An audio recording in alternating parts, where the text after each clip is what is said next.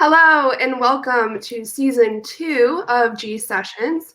My name is Alyssa Kritzman and I'll be your host today. Before we jump into our chat with today's brilliant boss woman, I want to take this time to reiterate the mission of G Project, and that is to bring people together through conversations and expressions of languages, art, music, food, and pretty much anything that creates some unique culture in hopes of finding common ground. We all have come from somewhere, and most of us are in fact immigrants, even if you have to do a bit of digging into your family history. So we invite you to listen, learn, and participate with an open mind because immigrants are us. Okay, let's now welcome our incredibly smart and accomplished guest, Samantha Zarini. Hello, welcome, Sam. Super Hi excited. there. Thank you for having me. Glad to be here.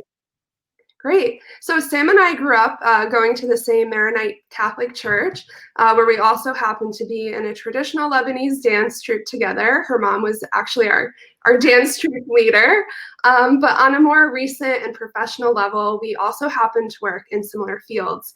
And she is currently an associate director at GE, where she researches human interaction and design, and she also speaks 3 languages fluently, which is super impressive.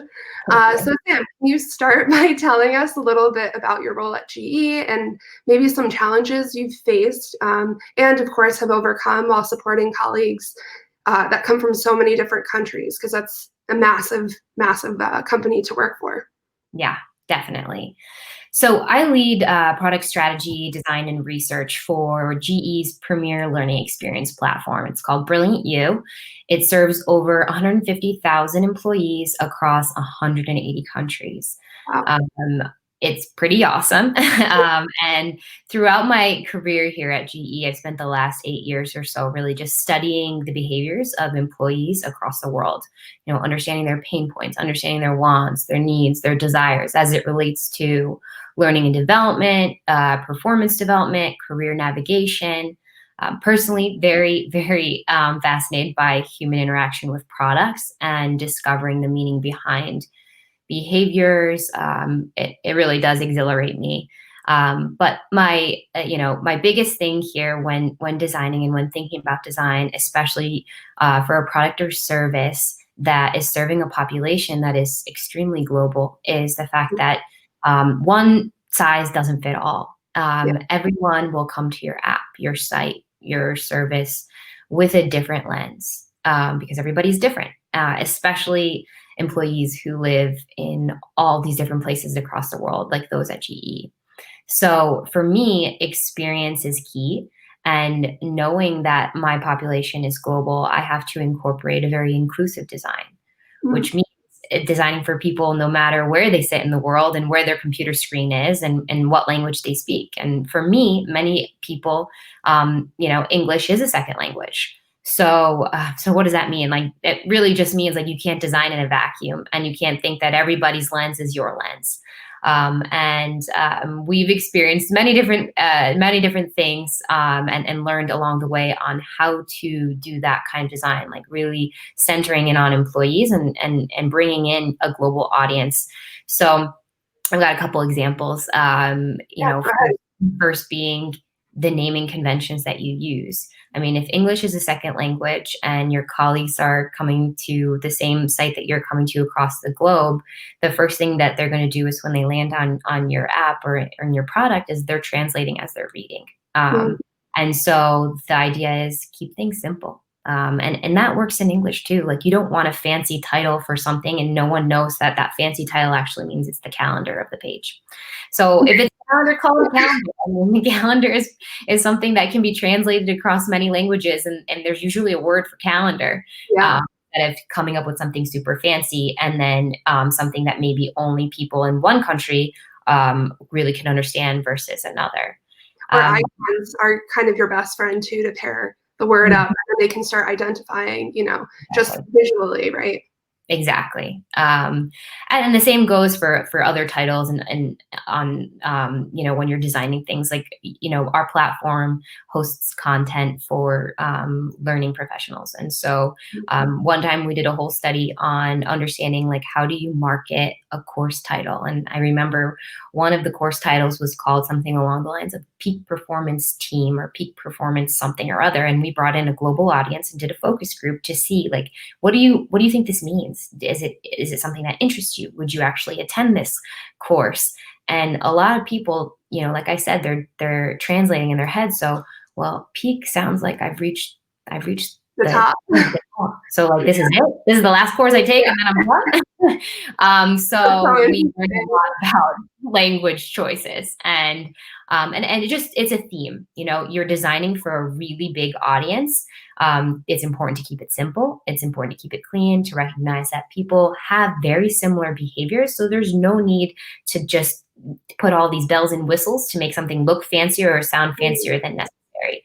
The cleaner it is, the easier it is for people across the globe to understand.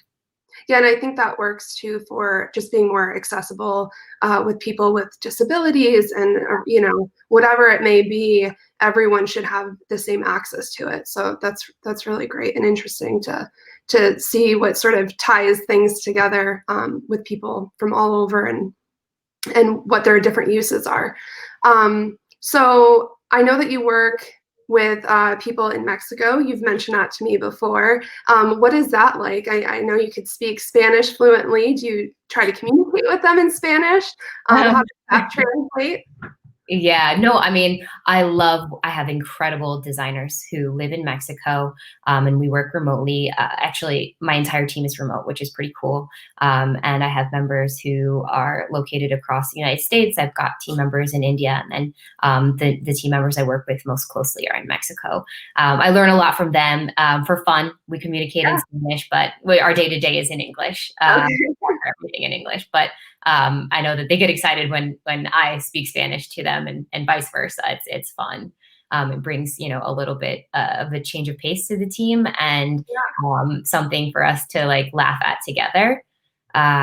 They are incredibly brilliant, and over the last year, they have taught me a lot of different things. But one thing that sticks out to me is a holiday that they celebrate in Mexico called Dia de los Muertos. And translated, it's the Day of the Dead here. I think for a long time, I thought it was more of like a Halloween type of holiday because it comes on November 1st, I believe. And so it's really close to Halloween. So I just assumed it was just a very similar holiday. And over the course of the last year, I learned that I was totally wrong. And it's really about celebrating life, and it's about celebrating those who have passed. It's not a scary holiday where people, dress up like skeletons because they're scared or just want to scare people. It's about celebrating the lives of those who have passed and keeping their memory alive, and doing it with food and parties and drinks and parades, and just celebrating the memory of people to keep them alive every single day. And it's just such a beautiful holiday that I didn't know about or fully understand the depth of it. And it's certainly something now that I can take and really adapt and embrace myself. And it encouraged me to even watch that movie Coco, which is awesome. And yeah, that's great.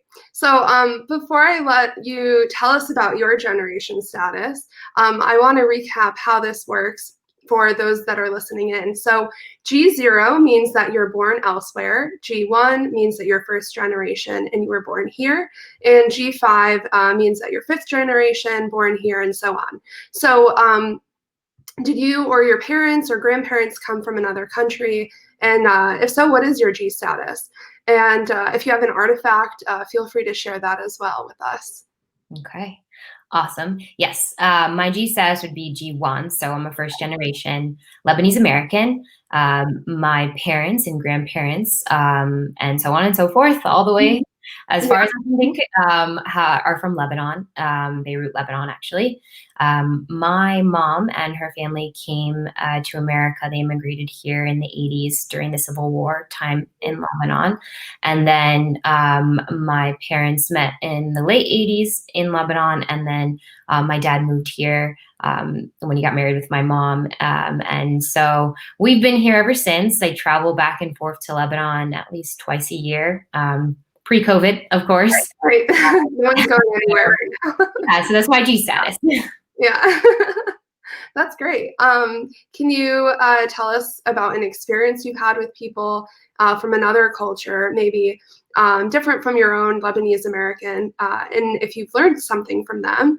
Or alternatively, is there an example of when you've had a teaching moment and you've showed someone a little bit about the Lebanese heritage, who may have also had, a preconceived notion about Lebanon, or even not knowing where it is exactly? I get a lot of that. Do you have a story for us? Yeah, I have many stories, Yeah. but yes, I definitely think that to answer your question about have you been able to ever teach anybody anything about where you come from, I take a lot of pride in where I come from and my family back home and Lebanon in general. So yes, the answer to that question, I think a lot of times people hear Lebanon, they have no idea where it is, where it's located. So I try to, educate them where in the world Lebanon is, and then Yeah. the assumption thereafter is, oh, it's in the Middle East, it must be a desert. So it's not. Yeah. And part of what I like to do when I travel is to capture different areas of Lebanon and share them with my digital environment in my ecosystem here, whether that's colleagues, friends, family, people that I've met along the way, and have them on either Instagram or Facebook, or just share stuff internally at work. And I like to capture the fact that Lebanon has mountains, and Lebanon has beaches that are beautiful, and you can go hiking, and you can go zip lining, and you can go out, and there's a beautiful nightlife, and the weather is amazing. So I the answer compare is Yeah, no, that's great. I tend to compare it to California because you can go skiing in the morning or whatever, and then go to the beach by the afternoon and end up at a club, at night. So it's definitely different than what people perceive it as. exactly, They only see it exactly. on the news or whatnot, and then they're like, "Wow," and see some of the oldest like markets to shop in, and like Saida, for example, where my family is from, right next door to that. It's just really incredible to see all that rich history. And I think the cool thing about the Lebanese culture is the fact that we derive from the Phoenicians, who were taken over by the Romans. So there's underground bathhouses that are uncovered, and they've done such a cool job of exposing those, and sort of attempting to preserve them as best they can, so that you could still sort of experience all that history in one sort of section and cosmo of the world. So it's really, I Yeah. love being Lebanese, as I'm sure you do too. Yeah, exactly. I think for me, like I like to go exploring every time that I go and see something that I didn't see before, because there's just so much history there. And like you said, like there's so many people who have crossed through that land and had a touch on it. So even though there's like one culture there, it's almost like a culture based on many cultures, Exactly. historically. Yeah, no, that's great. Do you have, I know you had mentioned to me before that you have a little artifact Yeah. perhaps to share. Do you want to get into that a little bit? Yeah, I think that'll be fun. So, what I brought is a little coffee cup. It's what's used for Arabic coffee. And coffee's coffee. You can drink coffee at any time of the day, morning, evening, middle of the day, after lunch. Oh my gosh. 3 to 4 p.m. blues. But for me, what this symbolizes is something really special. We have something in Arabic that we say, it's a word called subhiyya. And that means like a gathering in the morning time. And for me, it's special because I grew up with this morning gathering that usually would happen for us, would happen on the weekends. Mainly Saturdays between like 9 a.m. and 12 p.m. You get visitors who come to the house, and they come and they share a cup of coffee, and maybe sometimes like a light breakfast, so like a little fruit, maybe a couple biscuits or something like that.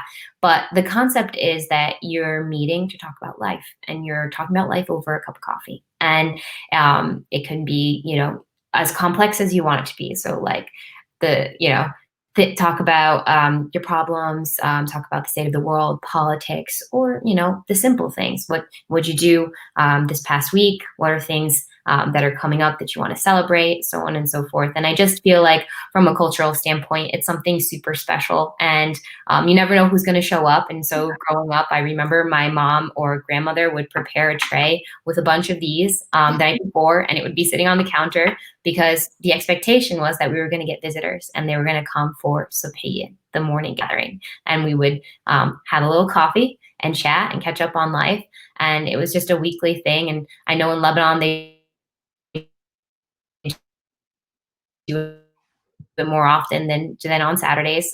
For the summer, as I was growing up, it was pretty common for the neighbors to stop by, starting as early as 7 a.m., where they would just drink their coffee and chat about their day and chat about what's coming up in the day and then the week after and so on. And it's like your regulars. It's the people who are pretty present in your life who come, and then the surprise visitors that you don't know who you're going to get. And so at least for us in my house, Saturdays from 9 a.m. to 12 p.m., we never really went anywhere. We were always receiving people. And if in turn it was our turn to go and do a morning surprise gathering with somebody else, we would get in the car and do the same. But that's my artifact, and it's special. And yeah, we need to do more of that. Obviously, post-COVID, that would be a great tradition to do more of in the States. So, well, I want to thank you so much for sharing your G status with us, Sam, and telling us a bit about what you do on a daily basis in your job, and working with all the incredible people in your team that you work with. So unless you have anything further to share, I think we're going to close out. I just want to encourage everyone watching that you follow, subscribe to all of our social channels, check out gproject.org, and we'll be posting this video. If you want to share it with someone at a later time, they can watch it on all of those platforms. And please join us next week, Wednesday at 4. My teammate Richard Pelzer is going to be chatting with Tamika Searle of Element 9. So thank you again, everyone. It's been a pleasure, Sam. I'll talk to you later. Take care. Bye.